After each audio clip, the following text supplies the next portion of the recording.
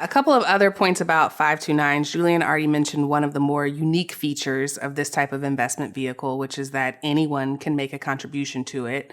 But another unique feature is that you don't actually have to be the parent of the child in question to open one. Yes. You can open a 529 for just about anybody as long as you have their social security number. That means that grandparents can set up an account on behalf of their grandchildren, or if you are a self-proclaimed rich auntie, you can set up an account on behalf of your nieces and nephews. So just keep that in mind that you may be child-free by choice, or maybe your kid is already taken care of. You can still kind of create these accounts for children in your life that you know will ultimately need it.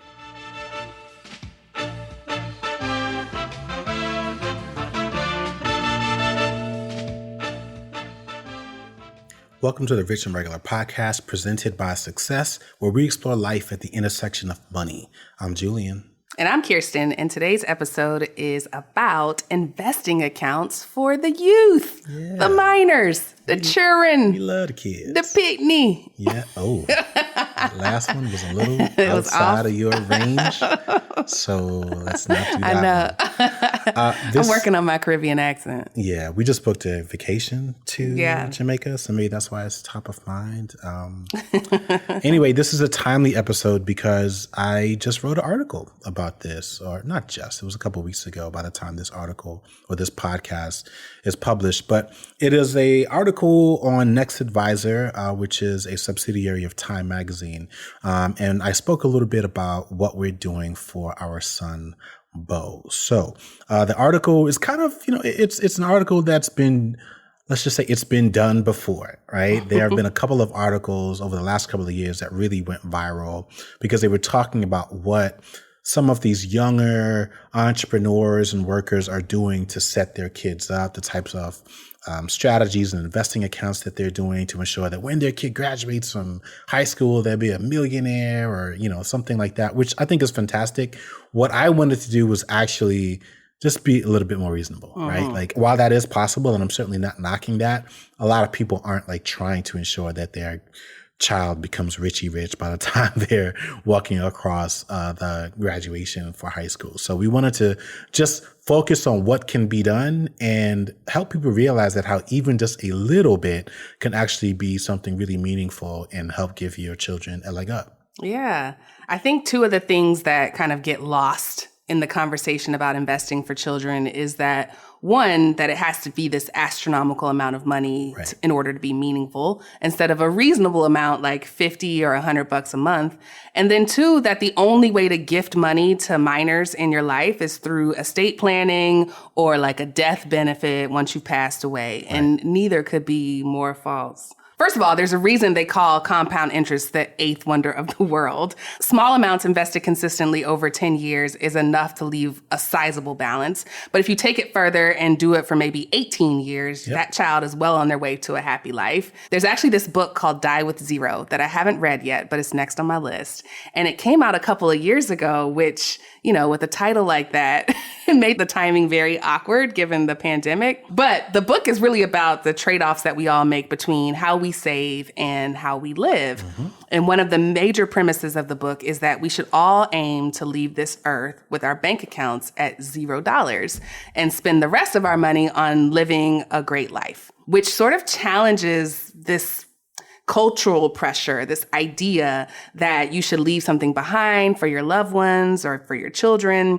And his counterpoint is actually that, statistically speaking, strategic gifts to your children, ideally while you're alive at different points in their life, are more meaningful and enduring than a larger payout at the end, right? Yeah. So in other words, a person who receives $30,000 when they turn 25 to help them buy a car or put up the down payment on a house has a greater impact than the person who gets $90,000 at, the end of your life or whatever. So I'm so intrigued by this book. What do you think? Obviously the title itself is intriguing. I'm more interested in kind of the way that you described it and the value of that approach, because I kind of agree with that part. But yeah, I just think that we should be doing our part to protect and pass on wealth to the best of our abilities. Like, and it's not just so that our future generations can live this luxurious lifestyle, but so that they have like a leg up. Like starting at $1,000 is better than starting at zero. Exactly. Like starting at 10,000 is better than one. Starting at 100, you know what I mean? Like, so it doesn't always have to be multiples of millions of dollars. And again, going back to some of the other articles that we've seen, I'm not saying those are bad things. I'm just saying like they can be unrelatable when people are saying, all right, well, I can't do that, or I'm not even trying to aim for that. I just want to make sure that they get to college, you know? So I was much more interested in ensuring that people could realize that actually there are several opportunities throughout the year. This is just an alternative way to think about what I could do with this particular money. I did not come from money, but I'd be lying if even in my situation, I did not admit that I was helped by my father, who gave me $5,000 in 2007 when I bought my first home. Now, granted, I think buying my first home was the worst financial decision of my life, but that's not his fault.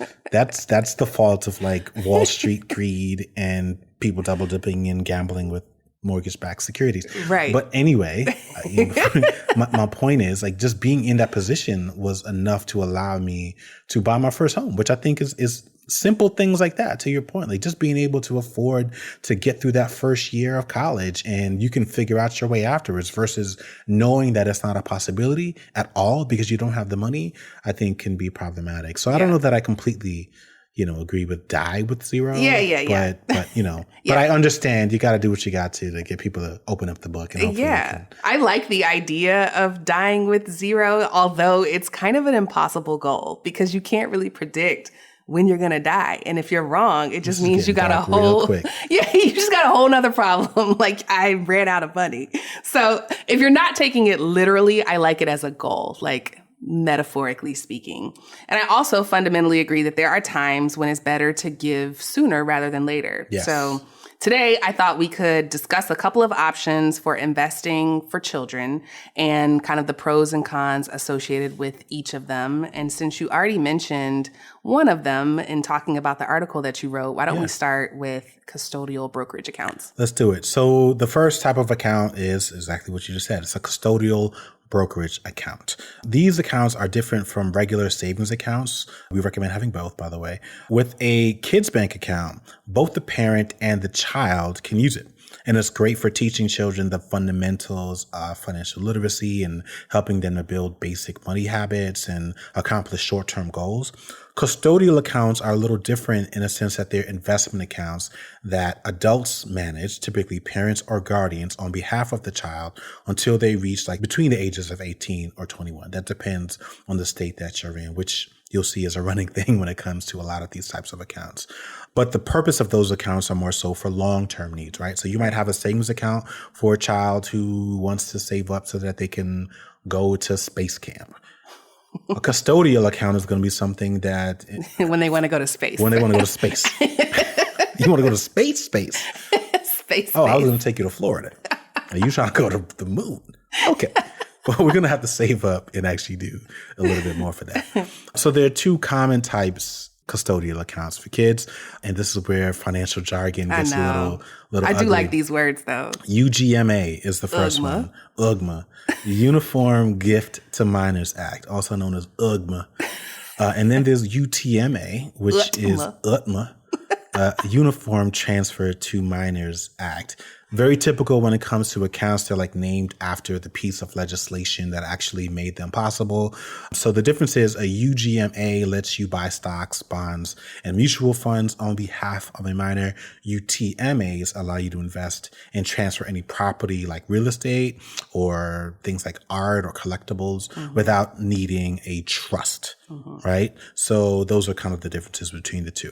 Unlike a 529, which again, another type of investing account for college education for children with all kinds of state implications, the money from a custodial account can actually be used for anything, whereas a 529 is really just for qualified educational expenses. It could be used to help start a business, support social causes. Our son could decide that he just wants to be a philanthropist when he's done at 21. It's perfectly fine. Or he wants to purchase his dream car because he really loves those.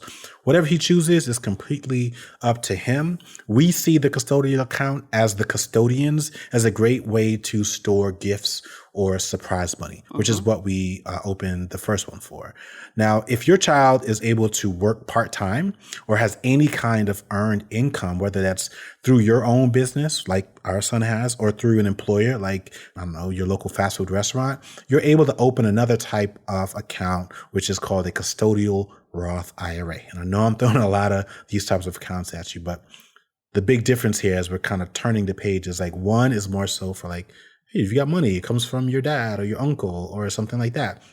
This is more like you went to work, you got a paycheck, you got to pay taxes on that. Here's kind of how we want to treat that income, because the IRS certainly sees those two differently. So with a custodial Roth IRA, you're actually allowed to have that money grow tax-free, and they can withdraw it with no penalty at 59.5, like most Roth IRAs. The IRS will waive the 10% tax penalty for early withdrawals for a few exceptions, one of which is higher education. So you could actually use it very similar as a 529. But you can also use these expenses for things like tuition, fees, books. And again, it kind of makes it similar and kind of comparable to a 529, but it's a little different when it comes to like the way that it's treated in terms of taxes and the amount that you can actually contribute. Now, bear in mind, if your child is earning income, the IRS will come knocking. Yep. So just like everyone else. But the good news is, and what a lot of financially savvy adults do, is they open these types of accounts really as a shelter, where it's like saying, all right, well, just like everyone else, there is a minimum amount of money that you are able to deduct and basically earn tax-free without having to pay federal income taxes on it. And so you can basically store that money in these types of accounts, allow it to grow tax-free. And thus, this is how the rich stay rich and get richer. Hashtag secrets of the wealthy. Hashtag get you a CPA to help you. Space. I mean, this is how it works. But I think the point is, it's really not that complicated, right? Yeah. You got a job or you don't have a job. You got some money coming in. You open an account very similar as you would a checking or a savings. You're just investing this money instead of just storing it in cash and allowing it to grow over time. And again, things get a little complicated, but that's where you can ask for a CPA to give you some guidance. Yeah. So I do want to zoom out of the definitions a little bit and give a little perspective with some numbers. So let's say when your child is born, you invest $2,000 into a custodial investment IRA account without ever investing another dollar. You just have $2,000, you put it in there and you let it sit. That child would have almost $1 million by the time they turn 65, assuming an average 10% rate of return. That's the benefit of letting money sit for 65 years. Well, compound. Correct. Just to be clear. Correct. Compound. That's a better word, because if you put it in a savings account in 65 years, you might have your savings rate might be $1,010. 1%. It might be 0.5. Yeah. Or maybe you're taking advantage of the new promo and it's 1.5. It's certainly not going to be $1 million by the time they turn 65. Yes. You might have 2,500. Maybe. Yeah. Now, if you start a business, as Julian mentioned, you can hire your children under the age of 18 and pay them up to the standard deduction of almost $13,000 in 2022. It's $12,950. That money is fully tax deductible to you if your business is a sole proprietorship or an LLC taxed as a sole proprietorship like ours is.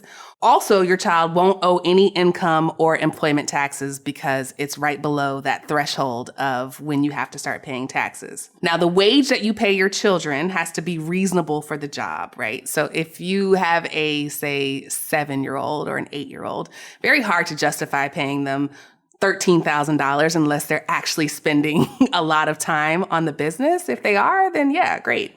But let's just say something more reasonable, like $500 a month, which adds up to $6,000 a year. By the time your 8-year-old is 19 years old, there'll be over $100,000 in this account. Again, assuming an average annual rate of return of 10%, that 18-year-old can use to pay for college, assuming that's in their plans, or can just continue to hold until they are 65, 59 and a half, whatever. They can do whatever they want. Yep. Opening a custodial account is pretty simple as well. Like, again, a lot of this stuff is really simple, and I'm hoping that we can help to debunk or help a lot of you who are out there listening to kind of overcome the intimidation of it all. A lot of this stuff can be done online. Like, I think I opened our son's custodial account in like 10 minutes or something like that. All you need is basic information. You need their name, birth date, and social security number. Secondly, if it's a custodial account, you're going to need to provide the same information for you, the custodian or custodians, assuming you have multiple people who will have access and control over the money. And lastly, you just need to link that new account to a funding account, like a personal checking or savings account, which might be something that you already have. But if not, the process of opening those accounts are likely very similar. And you treat it the same way you would any other taxable brokerage account that you have, or any other investment account for that matter. You're simply linking the two so that you can transfer money in, so that you can then use it to buy stocks, mutual funds, or whatever it is that you'd like to invest in. We open ours through Fidelity, but you can also use things like Acorns, which they have an option called Acorns Early, specifically for these purposes.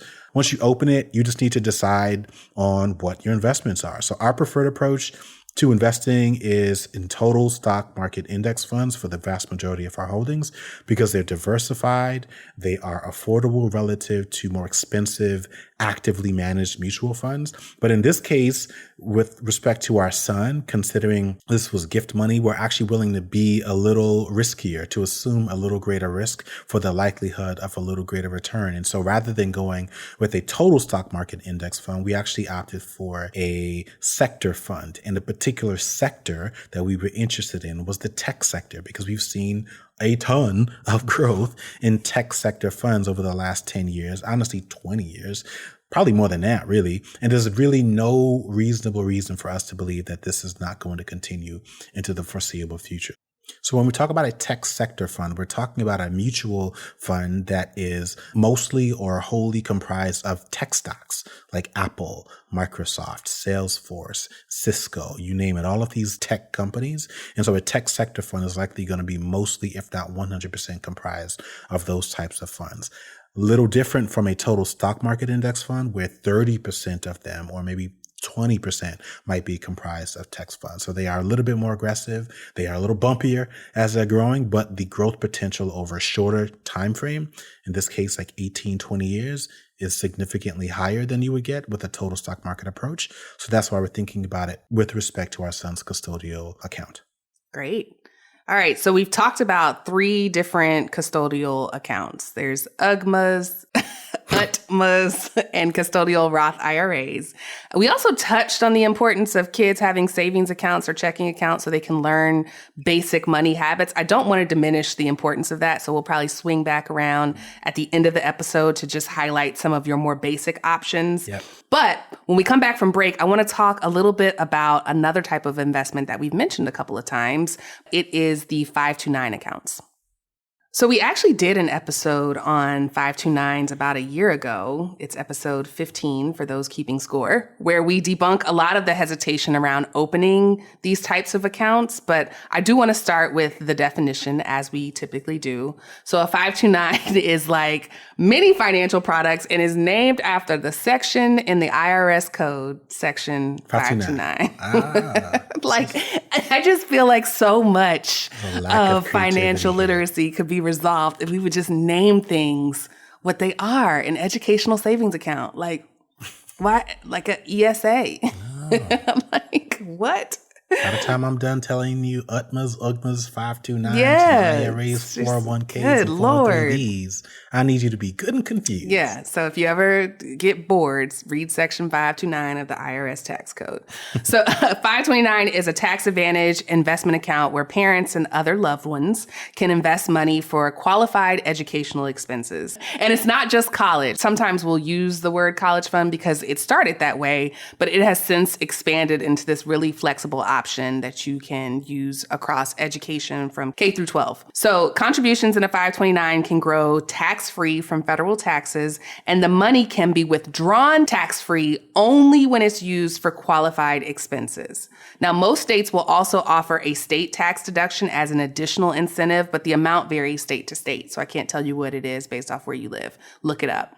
But this is a key differentiator between UGMA and UTMA accounts because they do not offer tax-free withdrawal withdrawals like 529 plans.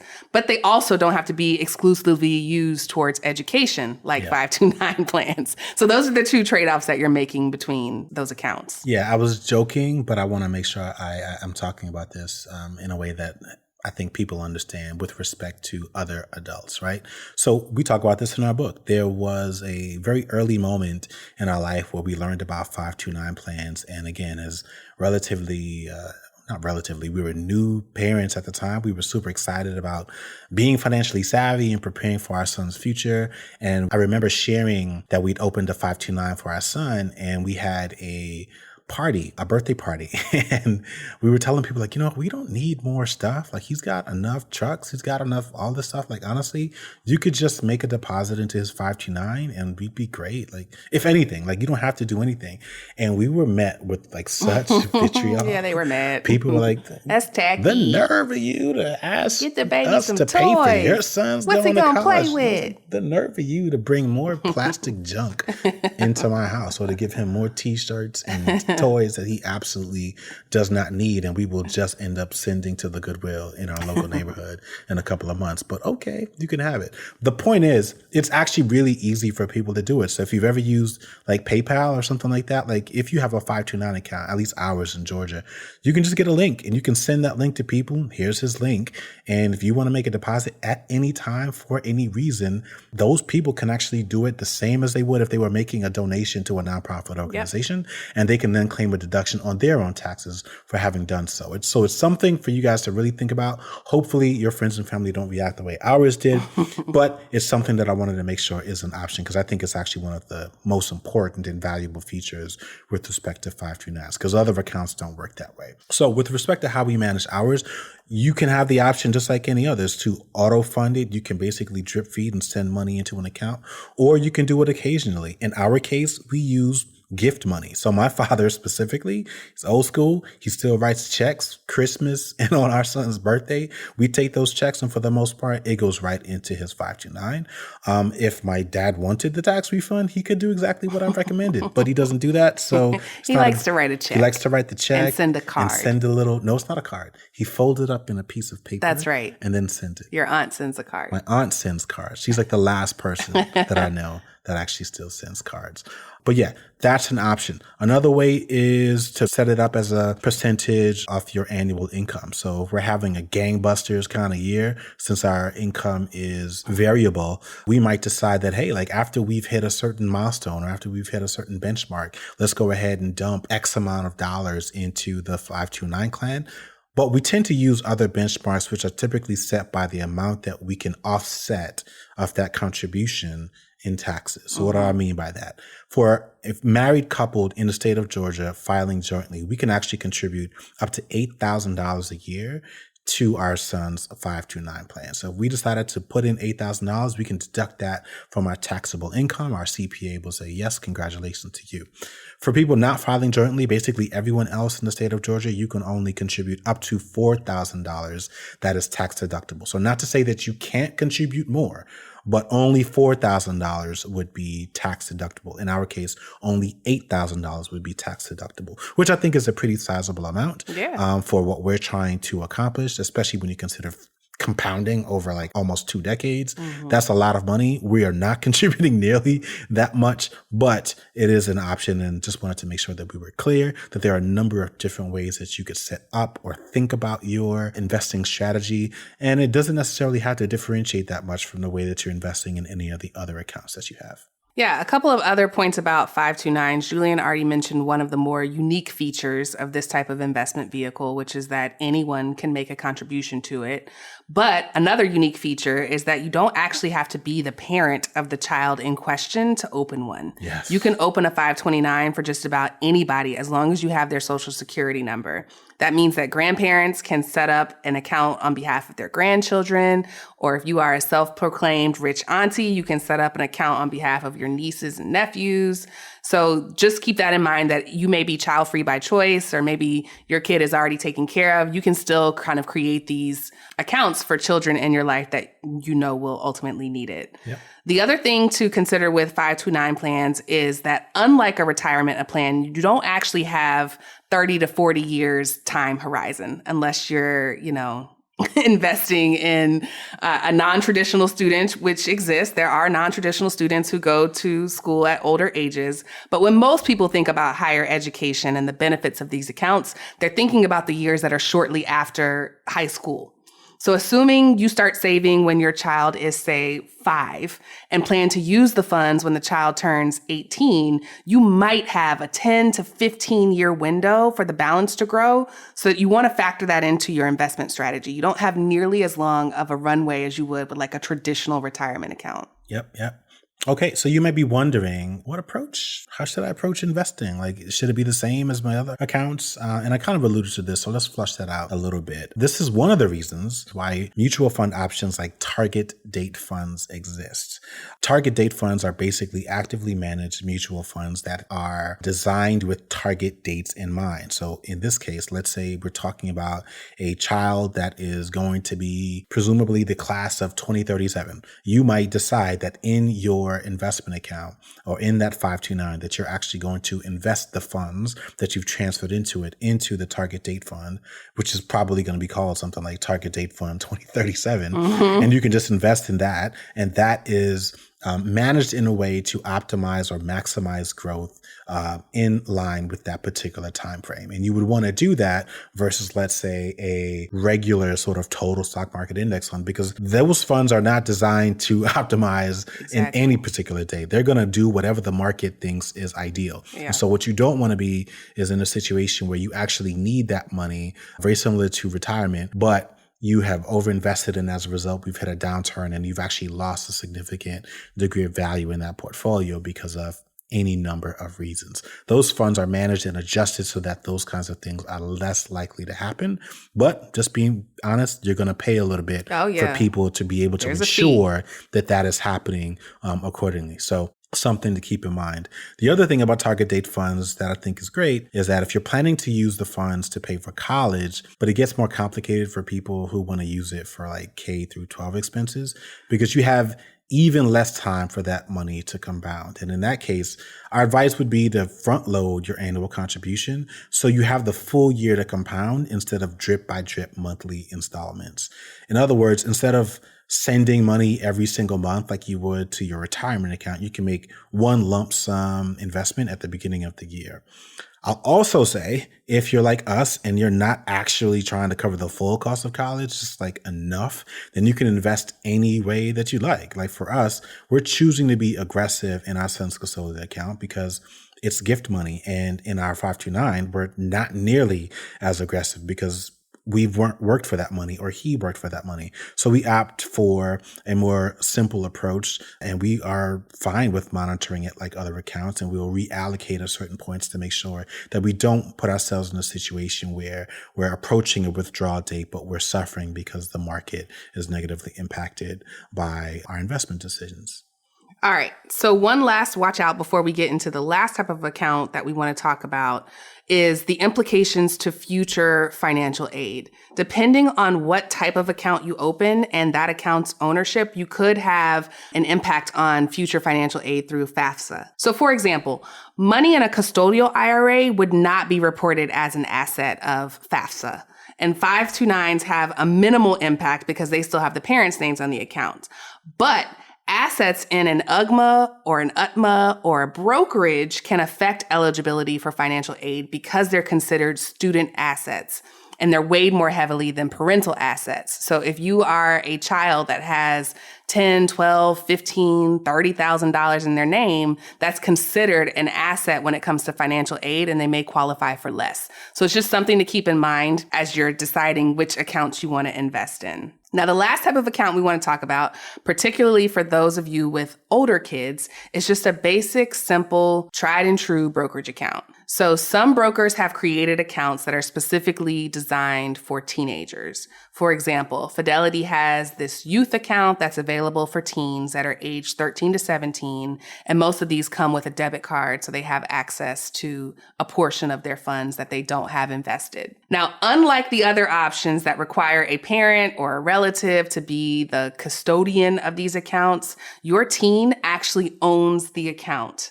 But we highly recommend that you use the apps that each of these brokerages offer to kind of monitor their activity. These accounts also don't have the tax advantage of the other options, but if you've been looking for a hands-on way to teach kids in your life concepts like buy and hold, stocks, bonds, ETFs, this may be an option for you to give them a little bit of freedom to deposit their paychecks or whatever kind of gift money that they get and have their own account in their own name. Just to keep in mind what I just said about financial aid, that these types of things do count as student assets and not parental or shared assets. I'd be curious to see what happens, but I do not see these types of accounts taking off. You don't think so?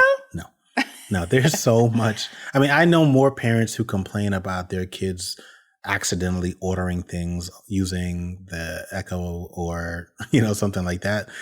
Like, I can't see a world where parents are comfortable just allowing their teenagers to make long-term financial decisions. You don't need parental advice. And they may not need them to do it, This is but that doesn't mean that they specifically for can't teens. restrict them. Like, I think that that's going to be, not to mention, we're talking about a kid, and very few of them are going to choose to make a decision for the long term versus being able to enjoy something today.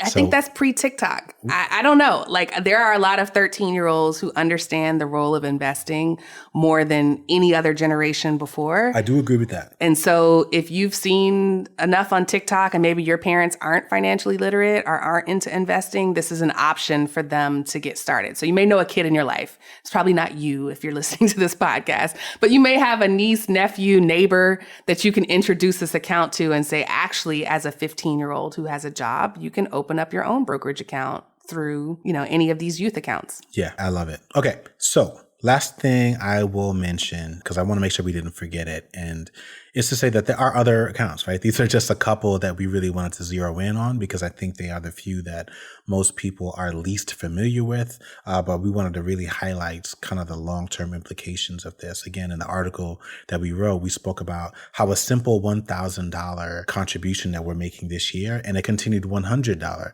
investment would actually turn into about $76,000 for them. And if we would increase that amount to like $1,500, it would be like well over $100,000. There's obviously more to that story because the reality is we're not starting from zero in that account. But the point is, it doesn't take this huge life-changing amount of money. Sometimes just these small contributions can lead to something really incredible for our children. But these are not the only types of accounts. Obviously, there are still checking accounts that you can have with children, and you can set up at a bank. These are really, really simple to do. Some of them come in tandem with a savings account so that as they're earning income, likely having it directly deposited into that checking account, you can also transfer money seamlessly to a savings account just so that you can help them build that habit. If you're like me, when you were a kid, you also had your mom open up a certificate of deposit, which is not a type of account that you hear very much about these days. But the idea is that they're a little bit more restrictive than savings accounts and that you can't very easily go in there and withdraw that money. Typically,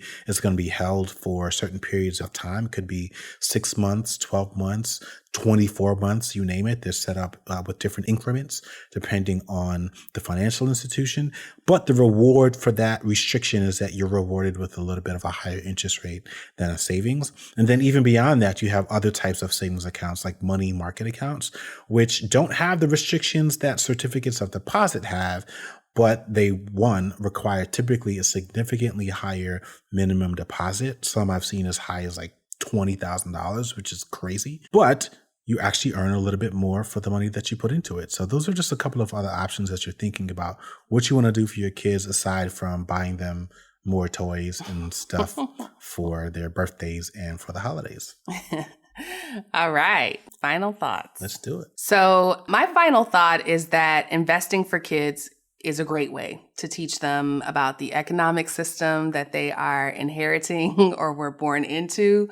But please, please, please make sure that your own finances are in order first. Yes. There are plenty of options available for kids who grow up to be adults that didn't come from a family that stashed cash away from them. But if you don't have enough for retirement of your own or a fully funded emergency fund, you don't have nearly as many alternatives for yourself. So focus on those financial milestones first, and then move on to setting aside money for your kids in these various investment accounts and savings accounts and CDs. And, you can come back and listen to this episode after you've gotten a good financial foundation for yourself. Yeah, that's real. I will also add, if you're passionate like we are about building wealth, one of the core things I think a lot of us need to discard, or core ideas rather, is that like earning income happens between the ages of 18 and 65. We spend a lot of time talking about how even retirees, whether they're early retirees or people who are considered traditionally retired, are still working or earning income in some way. But we don't spend nearly as much time talking about how even kids today can earn income. And I think we've kind of lost our way as a country a little bit. I remember even when I was a kid, there used to be talks about kids having paper routes and doing those things. And now, like, I don't hear nearly as much of those kinds of things. Every now and then child labor is frowned upon. Well, right. We look at it that way, but we hear some of these more exorbitant stories of the kid entrepreneur who started this thing. I was like, yeah, there's a lot in between the kid who's running a paper route or playing video games and the kid who started a company and learned how to code when he was 10. You can literally still just work a couple of things every single year, make a couple $1,000s, and that simple thing, aside from going towards summer fun money, can actually be the big difference maker and fundamentally change the trajectory of your life when you graduate from college. And I think that's really the big thing here, is to help people to demystify how a lot of these things are done and say, actually, all you're really asking your kid to do is save a little bit of their earned income so that all of it doesn't go towards, honestly, let's just be honest, dumb stuff. Yeah, slime and hair and barrettes, toys, and more just iPhone stuff, cases. even if it's just $1. Yeah, right? Like I those wish I things had can go a long, long way. I wish I had this guidance when I was babysitting and pet sitting when I was, 11 or 12. Like, this would have been huge. Talk about early retirement. This would have shaved 15 years off of my goals because I would have started investing at the age of 13. Easily. It would have fundamentally changed the way that we all view work. So that's what we want for every kid, for every adult that used to be a kid. And those are our final thoughts. All right. Well, thank you for listening to another episode of the Rich and Regular podcast presented by Success. If you like what you heard, please leave us a 5-star rating and review anywhere reviews are accepted. We will see y'all next week.